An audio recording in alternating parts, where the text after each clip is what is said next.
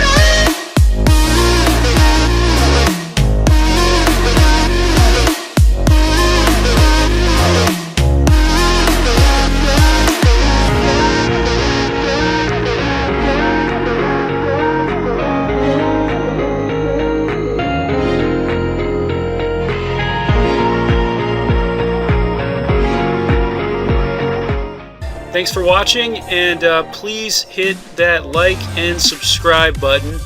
Comment below, help me out, and even share the video. I really want to get the channel rolling as much as possible. So I will see you next video.